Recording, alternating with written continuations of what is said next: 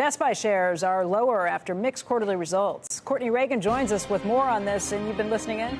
Yeah, I've been listening in to the call. It's ongoing. This is the first quarter for Best Buy under new CEO Cory Barry. So the consumer electronic retailer beating on profit with its continued expense management, something it's been very good at. But its revenues fell short of estimates. Comparable sales coming in up 1.6%. That does mark the 10th straight quarter of positive growth, but it was less than the 2.1% growth analysts had forecast. International comps negative. That was the big drag. Canada, especially there. Best Buy also raising its full year earnings guidance range, but lowering the high end of the revenue forecast.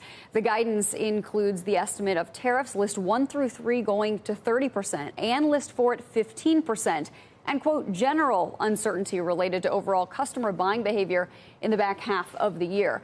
U.S. online sales grew more than 17% to $1.42 billion, which the company says is its biggest non-holiday quarter. Remember, Prime Day fell in this quarter. It also makes the stable margins fairly impressive to some analysts during the period.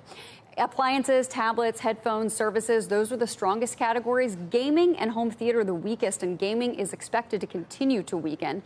And on her first earnings call as CEO, Barry said, quote, a bit of art and science to estimating this with regards to the impact of tariffs and pricing changes.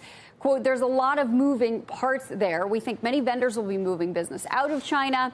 And she said due to mitigation strategies, quote, the piece that is impacted is actually substantially smaller than the overall number of items impacted. So they really wouldn't narrow in on what they're going to do with pricing and what categories on what items at what time, because there's still a lot of things that are changing. I get it. I mean, if you don't have any sort of visibility yourself, how can you tell the street what you're seeing? How aggressive were the questions coming from analysts on this? You know, a lot of questions from tariffs in the beginning, and the call is still ongoing, so they were just discussing it as we popped off here really quickly. So I think there's just still a lot that everyone's trying to figure out, and I think the street is being relatively forgiving for these companies because, like you said, like what can we do here? If they were being really clear, saying here's what we think is exactly happening, I don't know that I believe them. Yeah, exactly. Like, and they're dealing with vendors, right? Know. So they're in some cases one step removed from the tariffs. Right. So they've got to see what the vendors are going to do and make those changes. Right.